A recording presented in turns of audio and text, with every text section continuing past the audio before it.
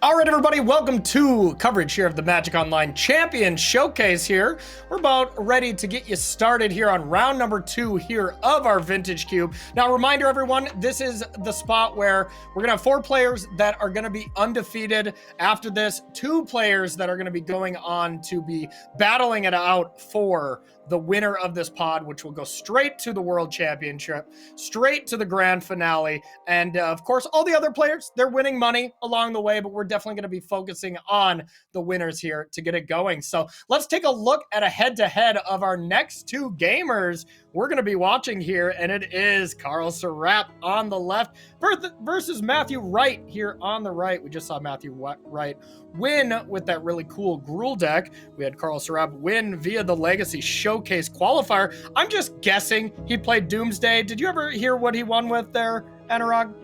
I think at the time, the best deck was the blue-black frog reanimator deck, and I think that's what Karl took. Just said, I'm going to play what everyone's playing, the best deck in the format, but I'm going to do it better.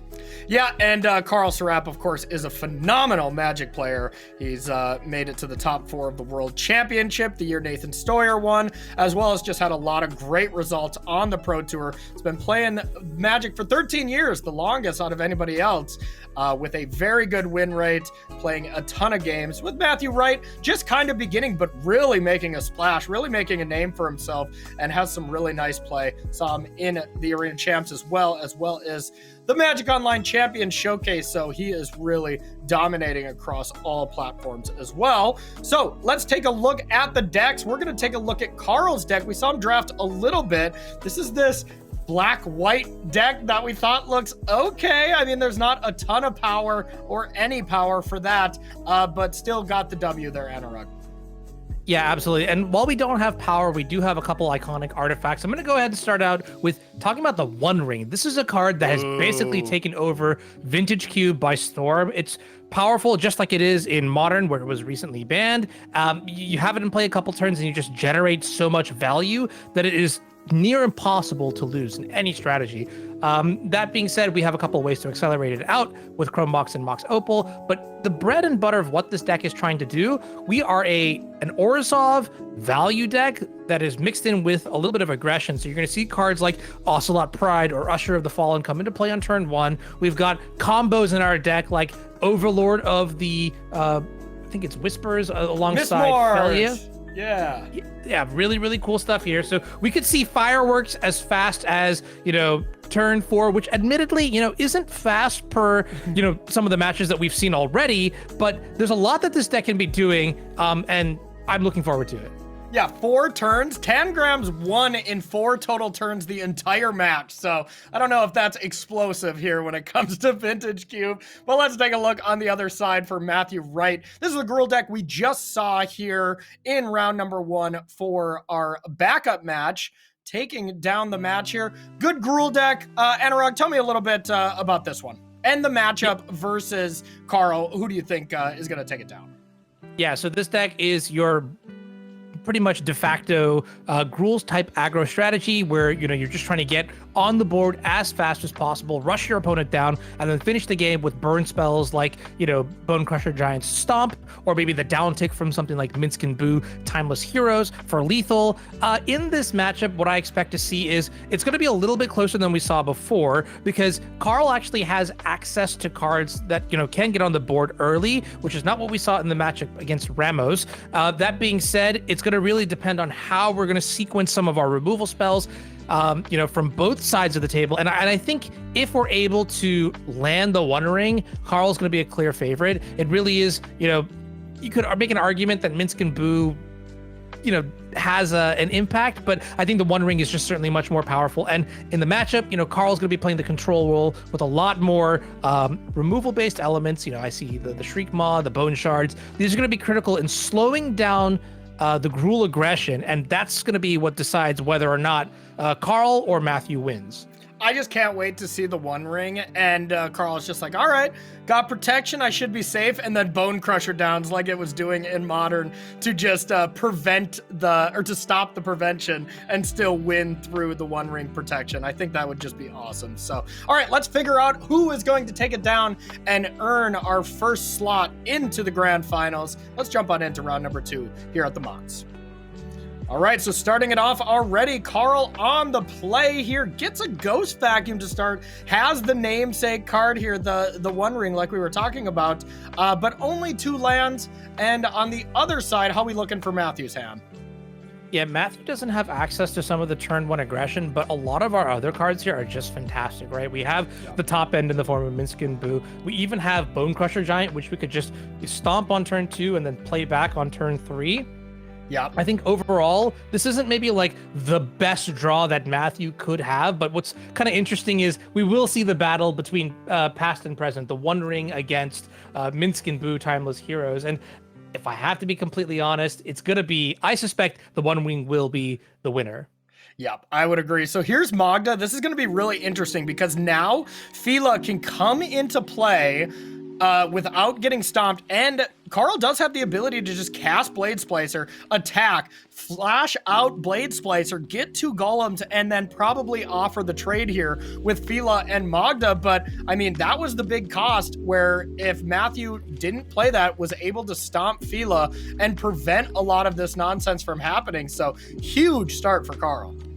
Yeah, and Magda was looking like a really good draw here from Matthew's side because, you know, you get that sort of acceleration. You could have even played the Minskin Boo next turn, but the amount of aggression coming from these first striking 3/3 goblins is just enough to make Minskin Boo look not so powerful here. Yeah, and that's the thing. Like, I respect Matthew's play there, because if you just go land go and, you know, there's not a Fila or there's not a good stomp target, you feel really bad. So I think I would have taken that risk as well. It just ended up, you know, looking to us, to all of us watching that have perfect information, that it ended up being kind of a beating. But I would have played the exact same way from Matthew's side. Yeah, I love to see the sort of like risk analysis that's coming in from turn to turn to turn. I do agree, you know, just using Stomp when your opponent's at 20 life, not really an enticing play here. So I agree, would have done the exact same thing. And this is the reward that Karl's going to get here by playing with the card as powerful as Felia that has flash, instant speed, and these are the synergies that, you know, Karl is looking to take advantage of to win, you know, his Vintage Cube segment. Yeah, absolutely. And we'll see kind of, you know, how Matthew Wright's hand here kind of keeps flickering out.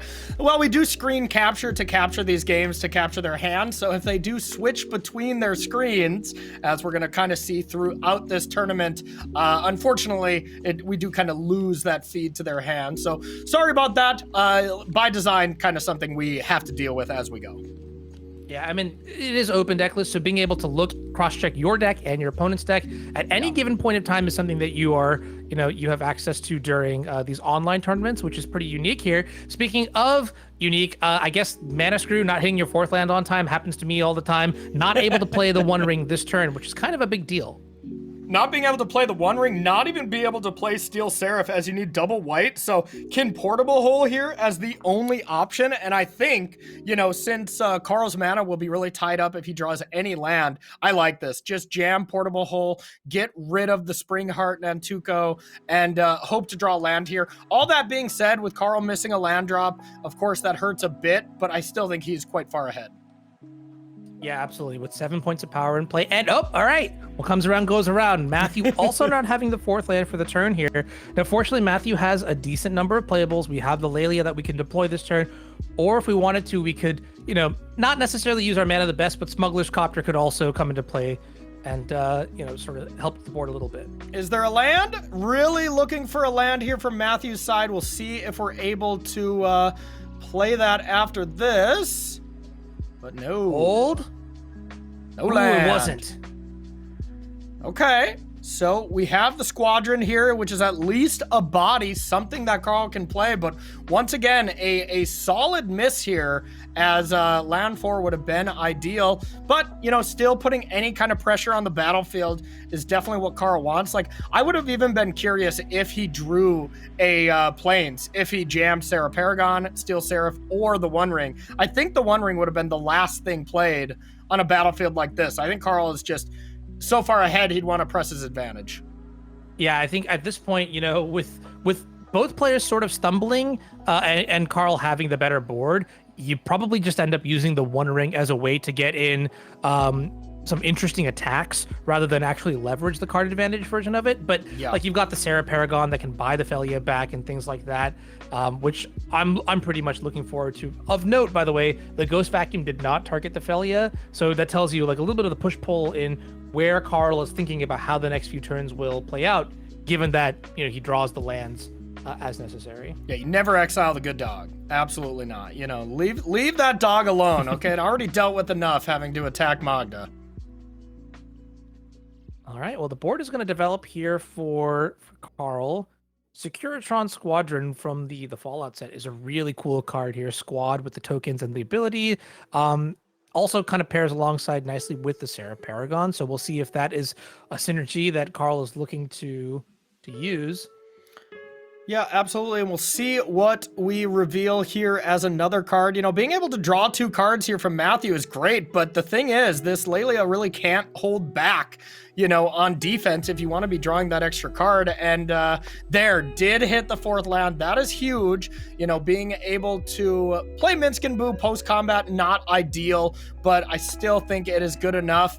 And you're able to put some counters on this, which makes your hamster a 4/4, which can conveniently block Golem and really stabilize the battlefield. So, I mean, this is excellent. If Matthew Wright can keep that hamster around, I would think big advantage to him next turn.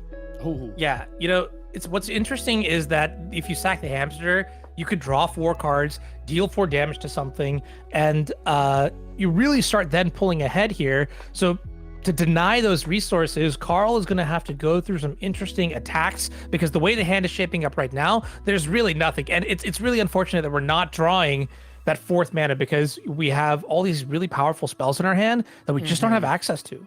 Yeah, and right as it stands right now, Karl can actually not kill Minsk and Boo if Matthew Wright wants to just block the 2/3 golems, so it looks like, it is going to be the case. Matthew is going to untap with that Minsk and Boo if he wants to, which is just huge. Yeah. What's also kind of interesting is even if the hamster didn't survive this turn, Lelia has haste, which means you could actually use the uptick on Minsk and Boo to put counters on the Lelia. So that could just be a 7/7 Lelia that swings in for 8 next turn. Oh, that's gross. Yeah, I don't know why. I always thought it was trample, but the Boo had haste and trample. But yeah, of course it boosts up the haste creatures and can just be a gigantic hit where Matthew can go from being in defensive, in the sense that Karl has been all aggro this whole game since that Fila attacked and blinked out Blade Slicer, to just all of a sudden Matthew can look like, okay, I can just kill you now. Yeah, this is not exactly how I expected the game to pan out, with both players missing their 4th land drop, but we're sort of seeing like the potential of a threat like Minsk and Boo, how it just like puts its foot down and says, we're closing the door if you stumble. And that's something that you really want out of your top end, right? Mercilessness. Yeah, absolutely. And no removal spell here is just gigantic with keeping Boo around. And yeah, this Nettle Cyst is going to be quite large. It's going to do a little bit of work. It's going to get that extra boost from the squadron, and that's all fine and good. But Minsk and Boo can still tower over this germ. Any of these creatures can tower over this germ by boosting it up with Minsk and Boo here. So still got to actually put the advantage kind of back to Matthew Wright here. Yeah, so drawing another land here for the turn in the forest. That's pretty good. So we can at least get a really good attack in here and then stabilize our board with a number of blockers. I think if Karl is going to win this game, the plan just has to be to have a really good top deck that allows us to get those last 5 points of damage in.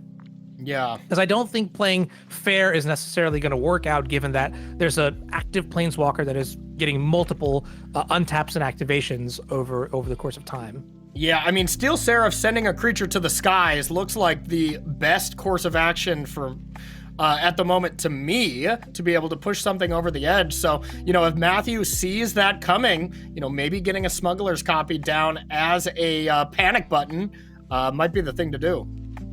Yeah, and I'm looking at Karl's deck right now. We do have a couple of ways to come back into this game. Notably, I think just straight up draw Bone Shards. You can destroy the Minsk and Boo. It'll cost you a little bit here. Maybe get rid of, like the 1/1 Blade Splicer that you want to buy back with the Sarah Paragon anyways. Otherwise, I think it's going to be a little bit more difficult to punch through. You'd have to draw something like a Shriek Maw. Yeah, that's what it really is. That's what it's boiling down to in terms of what Karl can get. Yeah, not, you know, I mean, this black-white deck, of course, it has some decent ways to catch up with a little bit of spot removal. It has the one ring to fight back, but, you know, Karl does not want to be falling behind on the battlefield here, and he's definitely starting to. So Minskin Boo decides to crank up that Boo to 7, and let's see if it gets in there. Yeah, Minskin Boo gets in there. And normally you think like, oh, great. You got a nice block here. You got a 6/6. You got a 2/2. You know, you trade Germ for a much bigger Boo. But the way it works is this Boo can kill the squadron first, and then you can still eat both creatures. Yeah, because the Phyrexian Germ token currently has conditional power. Yeah. It looks like we're actually just taking the damage here, which is a bold move. Yeah, I like it. I like it. Karl's trying to win the game here. So, all right, now this is huge. If we go FOMO and we just cast anything besides Smuggler's Copy or Smuggler's Copter, then, you know, Karl wins with the top deck Plains. So we'll see if Matthew has the foresight to play Smuggler's Copy here, Smuggler's Copter, and really give himself the ability to stop one of these flyers. All right. Yeah, that attack might have been a little aggressive, Anuraag. Yeah, it's going to be tough to say. Hopefully there's not a punish. I mean, this game has been entirely, you know, just like walking this like delicate tightrope between aggression and balance and blocking and things like that. And honestly, like, this is why I think this matchup is so much closer, right? Is both players are playing to the board. Earlier, we kind of just saw, you know, an unfortunate mulligan to 5 and a bunch of like synergy pieces coming in from the artifact deck. Simply not good enough. But now, this is what I'm talking about, right? We've got good blockers, we've got good attackers, we have a top end here from Karl, and there it is. Okay, huge. Smuggler's Copter. That was huge. So now Karl doesn't have the out to just draw planes, win the game. But, you know, he can, of course, still draw something. But the thing is, a removal spell isn't a win. So huge play by Matthew, as there was the planes.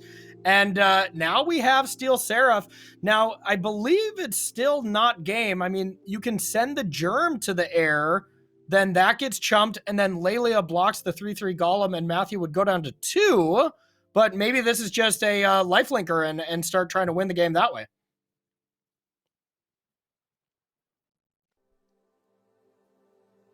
All right, looks like the Phyrexian Germ token does have lifelink, and that's going to trade the differential here that wow, the downtick on Minsk could deal. And this is aggressive. Oh my goodness. Yeah, this is aggressive because, no, I mean, the way that this is going to work out, the blocks are forced in the sense where there has to be a blocker on the Germ and there has to be a blocker either on the Squadron or the Golem, but one of those blocks will be able to eat the creature. So yeah, I think this is an aggressive attack by Karl. I think just the Germ makes more sense to me. Okay, yeah, hey, look at that, Corey. Calling it. Nice. You know, God, I can really play Magic when it comes to being able to watch the game from both perspectives with perfect information. But looks like Karl is still looking to jam with the whole team.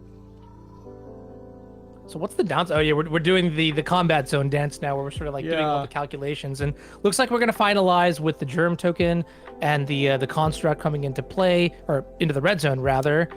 And I think, I mean, I guess since this other guy has vigilance, you're really just trying to put a little bit of extra pressure on the life total, or just trying to reduce the board state, because the Steel Seraph gaining this much life is just like, it's really good. Or yeah, the lifelink is coming from the Steel Seraph. And I guess this is forcing in 2 damage from Karl. So this is putting Matthew right down to 3. So being down to 3 makes the Steel Seraph a lethal attacker next turn. That's gotta be what I imagine, you know, Karl is kind of thinking here, because otherwise you're just giving away one of your blockers or one of your attackers for free here. Which isn't ideal, but either way you slice it, gaining this amount of life here, where Matthew's just going to lose one blocker, either fear of missing out, Smuggler's Copter, or Smuggler's Copter is definitely going to be one of those two. But then on the crackback with an active Minskin Boo, I mean, you got to think Matthew Wright, even with Karl going up to 13 life, could maybe still piece together a lethal here. It's very possible, yeah. Like if we draw like a timely removal spell here from the red side of things, it's it's doable. Now the question is, what is the sequence? I kind of wonder too, like worst case scenario, you take some blocks here, and it's not looking that great. You could just down tick on the Minskin boot and draw 7 cards, which certainly should give you some options to stabilize. That's just your worst case, but I'm looking at the fact that you can, play gut. You can animate Smuggler's Copy. You can attack. You can sacrifice. I guess you can't sacrifice the gut itself, but sacrifice a creature, attack with another 4/1, then have Bone Crusher to deal 2, then have Minsk to throw 7 at the face. Like, I haven't done the full math, but that's a lot of numbers, and I feel like you can probably piece together something here. Yeah, my favorite part about doing commentary is that I don't have to actually get into the weeds of combat math. I let the far more advanced players figure it out, because as a control mage, I love to spend my time dallying in the territory of not much going on here. But it looks like you called it, Corey. Here comes the gut. Yeah, as a control player, you like to spend your time agonizing while the clock goes down and enjoying your 3/3 drop, huh?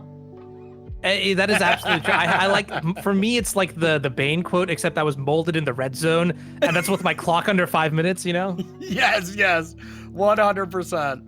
Okay, so if Gut attacked, or if Gut crews Smuggler's Copter, you can't really sack an attacker. I mean, I guess you can sack the Smuggler's Copter, because that's just an upgrade. You get 4 power there.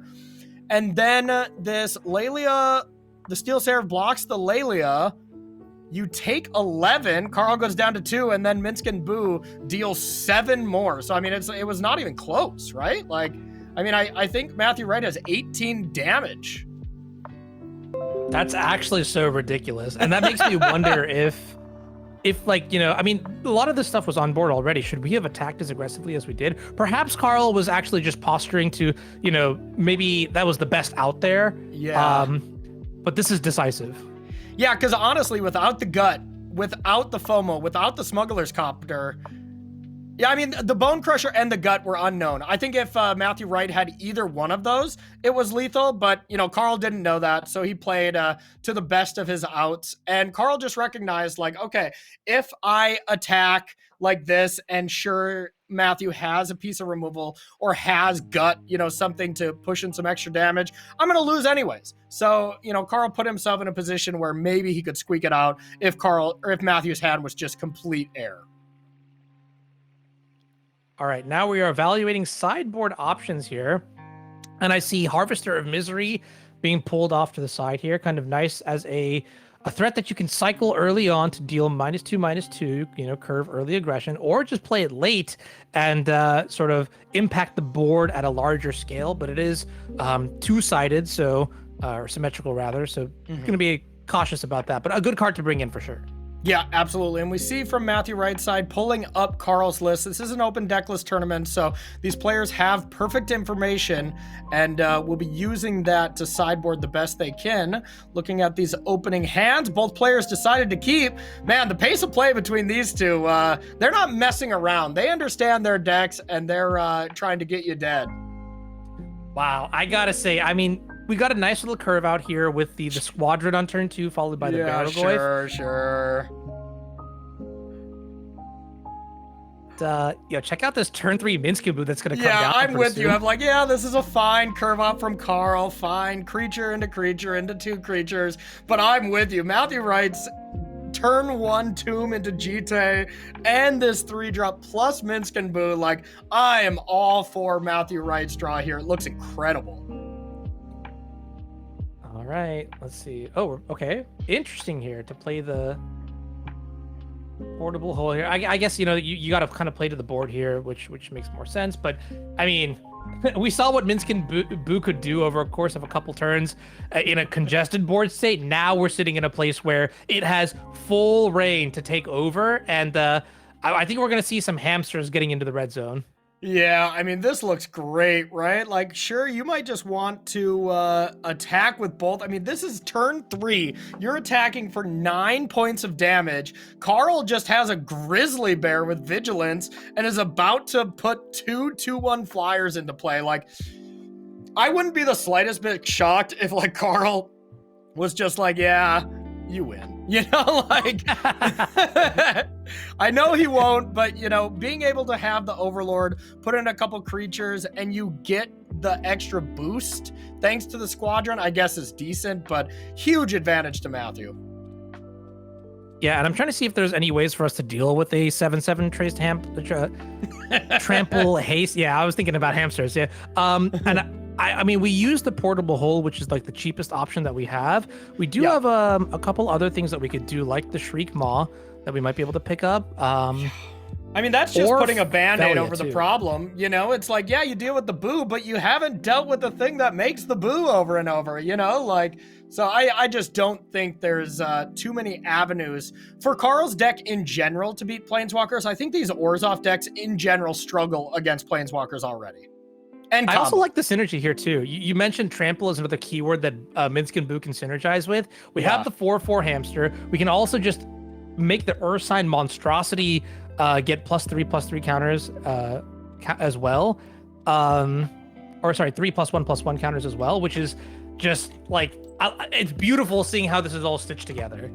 Yeah, absolutely. I mean, Minsc and Boo just kind of does it all, you know, being able to put a I thought it was just creatures with haste that I put it on, but the fact that you can do it with trample and haste just makes that card just already busted. I feel like you could have just said, put 3 counters on up to 1 target hamster, and it still would have been busted. Yeah, absolutely. You know? Absolutely. And at this point, I think Matthew has just completely emptied the hand here, and I don't even think that there's a comeback potential for Karl. I mean, even if you drew something like the One Ring, you just have no way to sort of keep up with the board, and more importantly, the Minsc and Boo that is threatening a lethal down tick, because in 2 turns, you know, you could just sack your hamster and deal 11 points of damage. And there it is. Yeah, Matthew Wright is going to win the match with the aggressive red-green deck off the back of Minsc and Boo. This is magic you love to see. I mean, so far, Matthew Wright's got to be feeling great because, I mean, of course, we joined his first match in game 2, but he just completely dominated John there and now just completely wrecked one of the better players here in the world, Karl Sarap. So Matthew Wright's going 2-0, 4-0 into the finals, and you got to be feeling really great about that. But Matthew Wright's going to need an opponent. So we're going to jump right into our backup match and see who's going to be playing against him. And you got to think like, oh, Matthew Wright just has by far the best deck. Y'all forget about David Inglis, Mr. Tangrams. I mean, this deck looked awesome as well. And from our other side here, we have Andrei Klepatch, who we haven't seen their deck yet. So we're going to check that out in a bit here. We got all these percentages. Tangrams, of course, the clear favorite as far as when it comes to experience here. Andrei just starting 3.5 years ago, relatively new to the game, but made it here via leaderboard. I mean, I think that's the toughest way to qualify. This is not just spiking 1 or 2 tournaments. This is being consistent for the entire year. So big props to them. Let's take a look at Tangram's deck, as this is an absolute masterpiece. Anuraag, take it away. This deck is so sweet. Yeah, so if you want to see more of this deck in action, be sure to check out round 1. But this is one of the best Storm decks that I have seen in a competitive field. Storm is an archetype that is very fun to play, very difficult to build, and Tangrams has done a great job putting this together. So the core components of this deck are going to be Underworld Breach, Lion's Eye Diamond, and Brain Freeze. You can use these 3 cards together to mill your entire opponent's library out as fast as turn 2, which is a ridiculous thing to say. But beyond that, we see a lot of controlling elements here with cards like Subtlety and, you know, Lose Focus, Cryptic Command, Counterspell. I'm also going to just point out that beyond all these abstract elements that we've got going on, Tangrams just has Demonic Tutor, MOCS Pearl, an Ancestral Recall that we could buy back with a Snapcaster Mage. So this deck looks fantastic. Yeah, it's so awesome. And honestly, so far, the decks that I thought looked the best to me were Pyotr Glukowski and Tangrams as far as the ones they played round 1, and it was a really close one. Go back and watch that if you want to check it out. But David, of course, became victorious there. Matthew Wright's deck, of course, looked great as well. But this is the deck so far of the draft that I love. But let's take a look at David's opponent here. We got Andrei Klepatch here with a, whoa, I mean, we got a wild little Esper deck here. Walk us through this one. Yeah, so the most important thing is there's an off-screen card that is going to explain everything in 4 words. Luris of the Dream Dens. You'll notice. Yeah, we've got our companion here, and Luris is maybe one of the most powerful cards printed ever, like in the history of Magic. We saw it in Canister's Pack 1, Pick 1, and the only card that we picked over it was the MOCS Emerald. This deck is going to have permanence all with a mana value of 3 or less, as is the rule by Luris. But if you can get Luris into play, you'll see a lot of card recursion and things like that. So I want to first give a shout out to just like the aggression that you're going to see in this list. You have cards as cheap as Evolved, Sleeper, Guide of Souls, Nethergoyf, and the Thraben Inspector in the top left. But then you also have a lot of value cards in the form of Orcish Bowmasters, Reanimate, Unearth. I think it's a lot of cheap, powerful, versatile cards that really bind together the Luris deck. Plus, if it's not like Psychic Frog or something like that, you have the Wither Bloom Apprentice and Chain of Smog combo in this deck, which is just a very clean way to end games very fast. Love to see also copies of cards like Force of Will and Miscalculation in this list. Yeah, a sweet mid-range deck. We usually don't see that. It's like all in aggro, all in combo, but you said the Chain of Smog Apprentice combo. Walk us through that a little bit so we know what we're looking for there.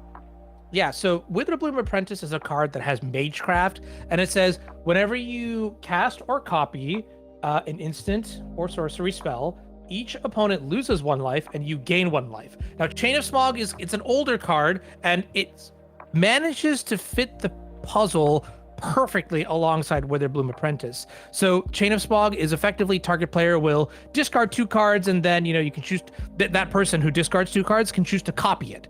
What you end up doing here is you Chain of Smog yourself. You discard 2 cards, and then you choose to copy it. And when you do that with the Witherbloom Apprentice in play, you trigger the life loss and the life gain, and you just do that 20 more times, and you win through the passive ability of Witherbloom Apprentice. So really, yes, powerful game-ending combo.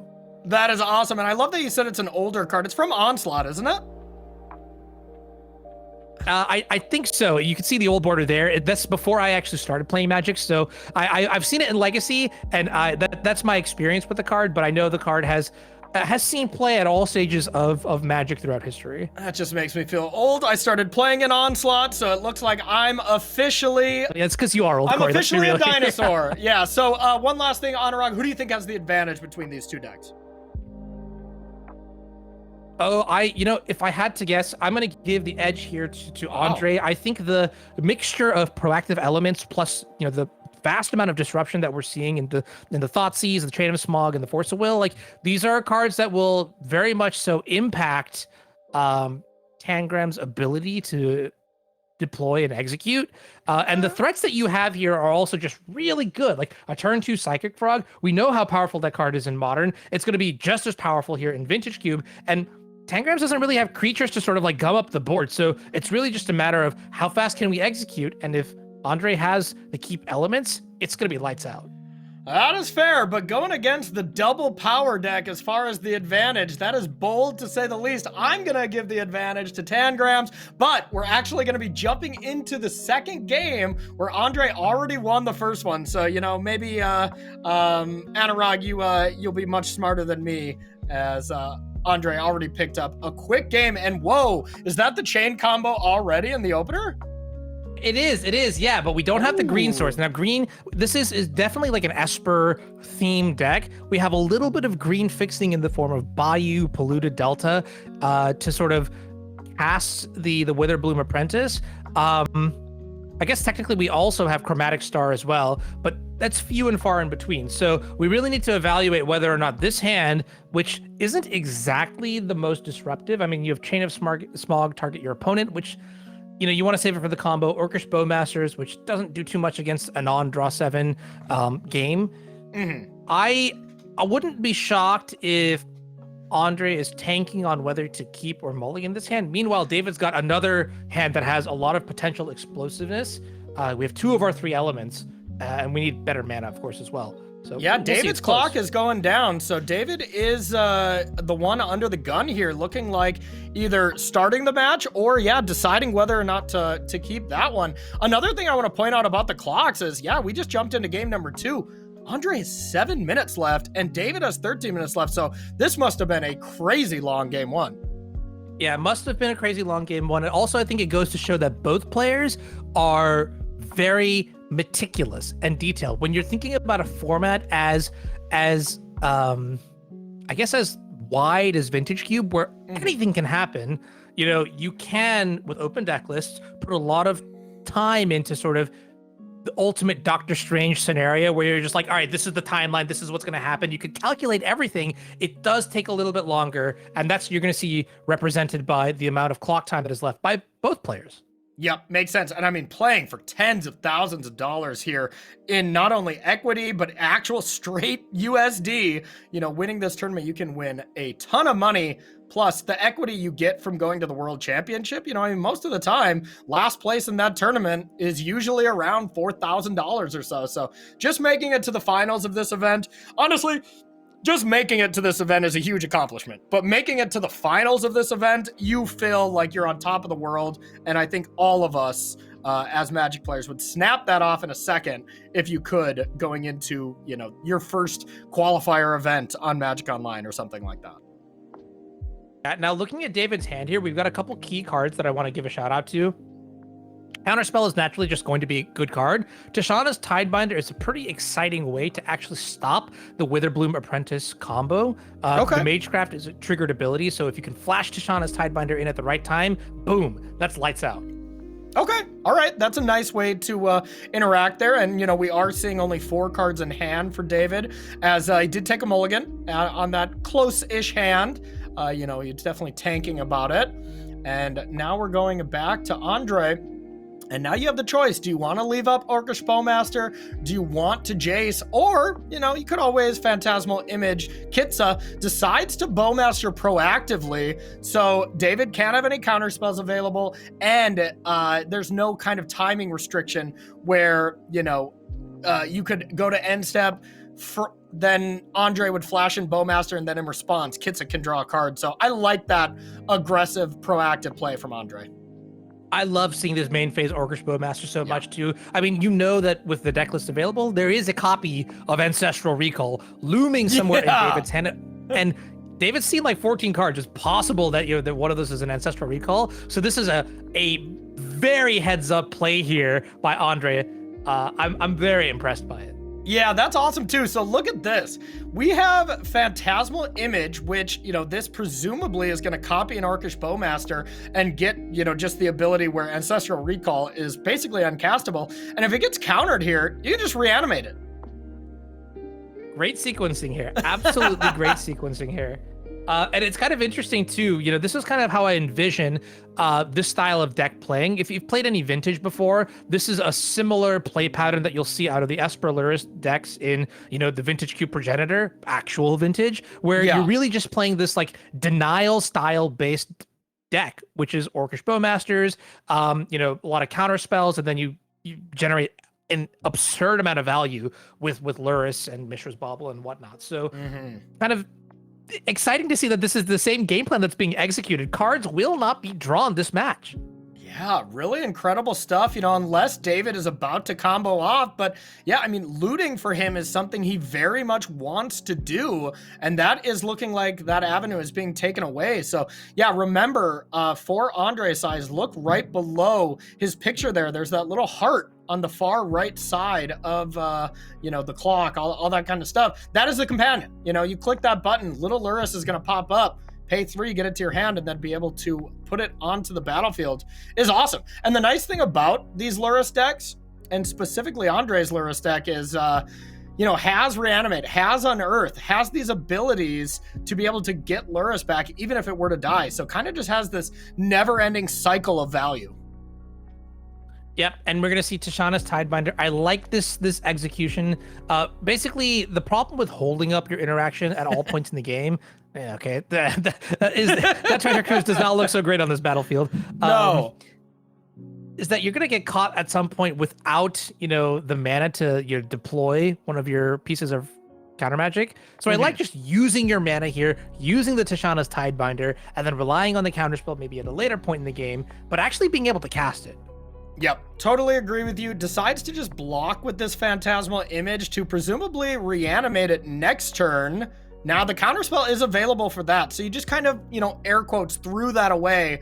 But, in the reality is it was just a 2-mana 1/1 with the ability being shut off from Tishana's Tidebinder. Jackrabbit, a very interesting card that's been added to Vintage Cube last year. A card that I have a personal, oddly enough, affinity for. I mean, I don't know if you've seen the muscles on that card, Corey, but I like to think that the art inspiration was based off of me. Oh yeah, I mean, I've seen what you bench like a solid the bar, right? How does he know that? Hello? Huh? Okay, well, pretty exciting card here. And like you called out, the reanimate on the Phantasmal Image, probably going to, clone the Orcish Bowmasters again. And now, it's going to be pretty tricky here for Tangrams, because once you get rid of this counterspell, you are kind of shields down, which means in order to really cement your advantage, you're going to have to combo off here. Yeah, absolutely. And I just keep looking over at Andrei's clock. We're already in the red, so I just keep thinking, man, this game one was just absolutely absurd. With Andrei picking it up, late into the process. But I mean, right now, if we go to a game 3, that's going to be a huge concern here from Andrei. Yeah, I think time equity is something that you want to be very conscious of in these high stakes matches. I will say something about the red zone. It really does get the adrenaline pumping for me, especially. In some world, I hope that there's like Magic Blitz where you only get like 5 minutes to play a match. But beyond that, it's going to be something that is on both players' minds, right? David may actually pivot to trying to extend the duration of the game and force Andrei to get very creative with actually closing out the game. Because, you only have a certain amount of time. It is a resource, much like your life total. Yes. Yeah, absolutely. And, there's always those debates, you're playing against someone, they got the win on board, but, they're about to time out and stuff like that. And I am always on the side of, time out. If you can't win in the time, you got to pick your deck accordingly. You got to play fast. All these things are factors going into this. And this is coming from a diehard, grinding station breach fan in Modern, where I've lived by the clock and I've died by the clock plenty of times. I think you said it perfectly. It's a resource. You got to be ready to go. These players are playing for these stakes. They're going to be looking for a win in any way possible. Keeping in mind here, by the way, that now with the counterspell gone, we are a single green source away from just outright winning the game on the spot. So that's another thing that David has no idea about, that just is lurking in the darkness. And so I'm kind of curious to see, like, what must be going on in Andrei's perspective. Also, that's another thing to think about, right? You have to actually execute the Chain of Small combo, which means that's a lot of clicks. You've got 4 minutes. At some point of time, when your timer goes down too low, you won't even be able to combo off, even though you're looking at the 2 cards in your hand. Yeah, I've been there before. I got like 2 minutes left and I'm starting to combo off, and they're like, well, there's no way I can do it in time. I have to mill my whole deck. That kind of stuff does take some time. So looks like we picked up the Touch of the Spirit Realm, and basically 3 mana Oblivion Ring here, being able to exile something here, presumably the Baumeister. I mean, that's been the card that is just really the most annoying threat here. But like you said, now we're all ready to go if we do draw that green source. But I like that from David. Get rid of the card that's just pestering you, especially when you have Ancestral Recall at home in your hand. Yep, pretty much here too. What's kind of interesting, the other option is like maybe you could hold Touch the Spirit Realm to combo with Tishana's Tidebinder, so you could cycle it to flicker the Tishana's Tidebinder. I think this is just a much more no-nonsense kind of play here, so like to see it. And then we're expecting, maybe a Vampiric Tutor at the end of turn, followed by an untap into Treasure Cruise. And on the other side, a little bit of trouble making decisions here as Andrei's got to figure out what to discard here. Yeah, I think I like either the Evolved Sleeper or the Watery Graved, and then just jam Jackrabbit for as big as you can, and hope, and just pray that you get to untap. I think that would be my play right now and try to find that green source eventually. But now David has the ability to just first and foremost activate Kitsa. Whatever card you draw, discard it, you know, almost assuredly, unless it is specifically like recall. You know, and then Vampiric Tutor after that. I think I would loot first, wouldn't you? I think so too. Having our graveyard be freshly stocked is going to be kind of important, because if we're casting the Treasure Cruise, we need to have some sort of backup plan for how we're going to, you know, get our graveyard full for the Underworld Breach combo. So here, you know, I mean, I guess technically if you draw into exactly Underworld Breach, you probably want to keep that card. Then you just get rid of the tutor, I guess, right? Like, but yeah, that's what I'm wondering. Is there any card you draw where you're like, damn, I shouldn't have activated, you know? Yeah, I don't really think there's a punish. Worst case scenario, if there's a card that you really are like, I shouldn't have activated, you could pitch the Treasure Cruise, because that card would be, by all means, much better. Now, I'm trying to figure out whether or not we have combo potential here off the back of just this Vampiric Tutor. I'm going to do some math in my head here to figure out whether we could like tutor for Underworld Breach, then play the Breach, tutor for something like, you know, Brain Freeze, use the Kitsa to draw the Brain Freeze, cast the Brain Freeze, then recast the Vampiric Tutor. I know it's a lot. Are you following me, Corey? Pop off, King. You got it. You just do that. I'm just going to go to the bathroom real quick. You figure it out and see if we're dead, and then we'll continue this match together, okay? Yeah, and you can tell that Tangrams is also kind of in the tank here, trying to figure out whether or not that's possible. Because now that I'm thinking about it, we actually could go to a game 3. The bottleneck here is just going to be the number of cards in our graveyard. And you can see here, electing not to cast the Vampiric Tutor. This is interesting. See, we had the Underground open, right? Is there anything with Kitsa copying a spell that we're trying to do? Because otherwise there was no reason to not do that at end step, right? Because you had the mana. So the only reason to do this during your draw step is you're trying to boost this Kitsa up to enough to be able to copy a spell. I mean, are we going to copy Recall right now? That is, yeah, that could be really good. And then just draw 7 cards? Okay. I mean, that being said, then the Jackrabbit, you know, starts doing some heavy work, or excuse me, the Anuraag DOS starts doing some heavy work here and gets in a huge attack. Goes for Snuff Out. So another thing we could do, right, is Vampiric, then Snuff Out, kill 2 creatures? I think so. I mean, yeah, well, I guess you could, you actually just Vampiric, and then you can wait for the Prowess trigger to resolve, and then you can copy using Kitsa, right? I've never actually used Kitsa, and I've never seen anyone actually use that ability yet. Oh yeah, you can do it itself. It's contained to the spell you cast, huh? Okay. Yeah, exactly. So this is kind of interesting here. Yeah, so we're going to see this happen. Snuff Out's going to get copied, and then now the board state is looking very favorable here for David. But Force of Negation is a clutch pickup here that's going to probably keep Andrei alive for a couple more draw steps. Yeah, straight alive for sure. But, you know, I'm with you. Like, now we have 3 minutes and 30 seconds left on the clock. So if Andrei finds the green source, is there even enough time? And yeah, there, of course, is Lurrus. So decides to not even leave Force of Negation up. Gets the Lurrus. Now, we can vamp for something. I mean, do you just vamp for Recall here, or...? It might be your best option now, I'm thinking. Wait a minute. What if we do this again like we just did this last turn? Upkeep Vamp for Recall. Recall copy it. Draw 6 cards? Yeah. I could be convinced. I could be convinced, and it looks like Tangrams is too. Yes.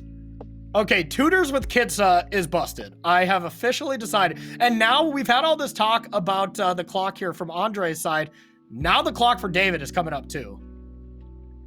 Yes. Yeah, absolutely. Wow. Ooh, okay. Enter the combat zone. Yep. Cast the Ancestral Recall.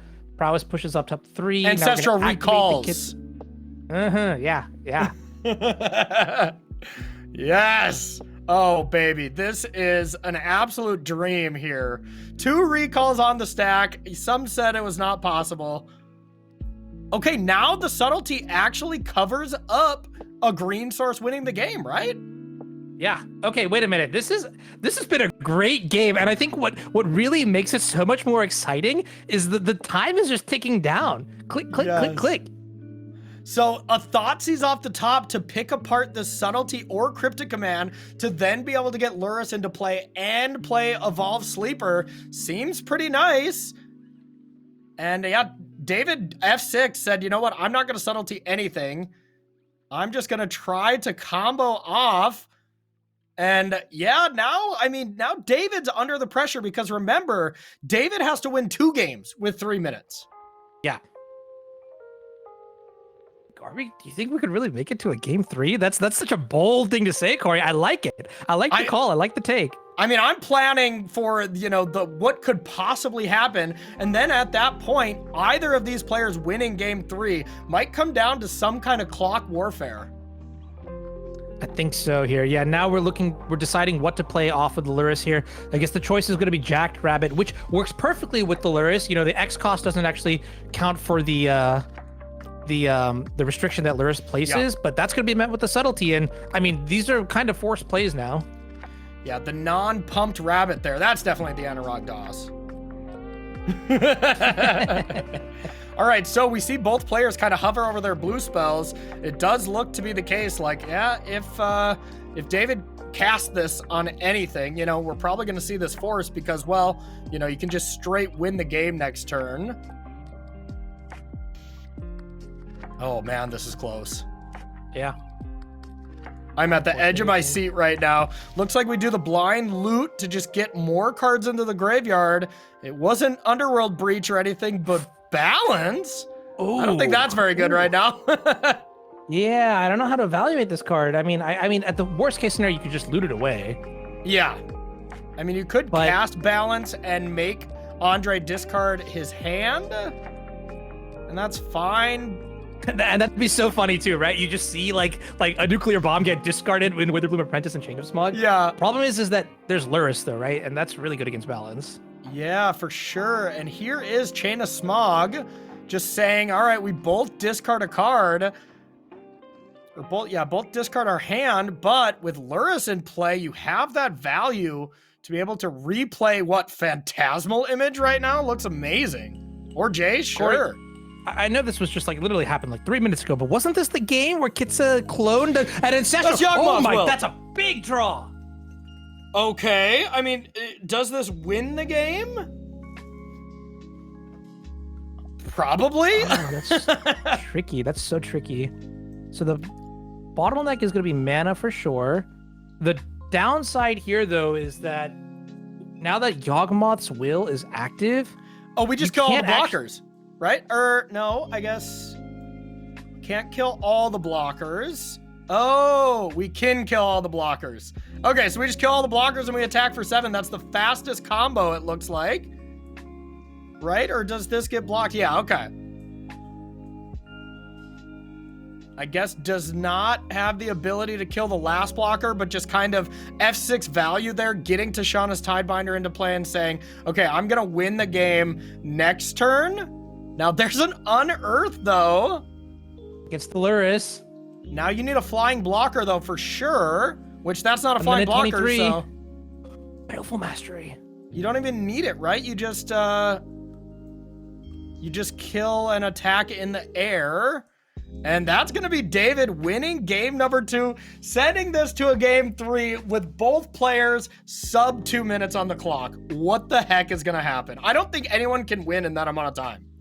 The closest I've ever done is winning a game of Miracles, like OG Miracles, with 2 minutes and 46 seconds. So 1 minute and 18 is not something that even I have ever seen in my 12 years of playing Magic Online. Wow. That's a true miracle right there. So now it'll be interesting to see how these players sideboard with this in mind, because normally you're like, all right, against this deck, I want this. Not in this scenario. It's like, what do I do? Do I just try to F6 over and over? This is where things are going to get a little weird, I imagine. Yeah, and at the end of the day, like we talked about, the clock is a mechanical part of the game. I don't think players are going to sideboard for what it's worth. One of the things that's going to come up is what deck list configuration has the fewest triggers that go on the stack. These are the kinds of weird minutia that we're going to have to think about when we're playing against the timers in what is maybe one of the highest stakes matches of the year so far. Yeah, and the experience when it comes down to client familiarity, you know? I mean, like hotkeys, when to F6, when to remove stops, you know, like these kind of things can come into play. You know, it's not anyone's favorite thing to be able to, you know, have to deal with, but it really does happen. And look at this. We see Lorien revealed takedown, cryptic command. Game's not going to be about that. Like just bring in 2 islands, whatever. Bringing in 2 swamps. Yeah, who knows? Take out card I like draw. this so much. Took out. I like this so much. Oh man, is that a monolith? Get it in there. Why not? Oh, this is hilarious. Almost took out Yogg's will. But this is the kind of thing. This is the kind of thing that I'm talking about, right? Like Lorien revealed is basically an island with extra clicks. So remove that part of the process, and you know you've optimized your deck for exactly this game, and I think no other game that could possibly exist in Magic. Yeah, so absurd here. Okay, the clock battle is being won here by David. There's a no-lander there from Andrei. I mean, I'm guessing you got it. I think he's already mulliganed to 5. I think this is 4. Okay. Wow. Oh, this is such a strange way to do it, but there is a keep on 4. We have a Nethergoyf, which is the exact pressure you want. Yeah. 0 power. Okay. Oh. Wait, get in there. Yeah. Oh, in the red zone. Okay. That's a wasted click, in my opinion. Okay, so there is blue to get the frog going, I guess. I don't know why he's attacking with it, especially before the Vista. But I mean, honestly, any of the plays that happen here, it's not, you know, what is optimal. It is what you have time for. Yes. Yeah. And that's something critical. We're going to see a lot of plays that may not be, you know, the most sensible, but when you look at the red zone, sub 60 seconds for both players, that's all you need to know. Like, do we even cast it? I guess we cast the Ancestral Recall here. But, yeah. Okay, so that gets forced. I was like, do you combo? Do you tendrils here at some point? Because, I mean, I would be discarding my cards to the frog, too. I like that as well. Yeah. But there's a bunch Not of cards. Even playing there's the land. Brain Freeze. Okay. We go back 43 seconds. The pressure is on. But once again, do you have time to discard cards to the frog? Not really. Yeah, I mean, we have the combo here too with Underworld Breach, but we just don't have the time to execute it. Do we? Yeah, we're gonna find out here. Here is Cabal Ritual. We're going for it from David. David recognizing he has to go. Can counter it. Miscalculation. I mean, I do think that stops it right now. Does. All right, 30 seconds to 34 seconds. I think it's just going to be from David. He's going to recognize he can't win anymore. It's going to be F6 from him from here on out. Maybe. That's a removal spell. Okay. Here it is. Here is Underworld Breach. Breach coming into play.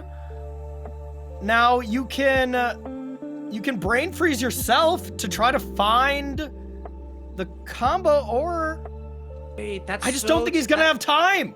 David is not gonna have time to do this. With the win on the stack, this is gonna be Andrei winning this unless he concedes, but he does not.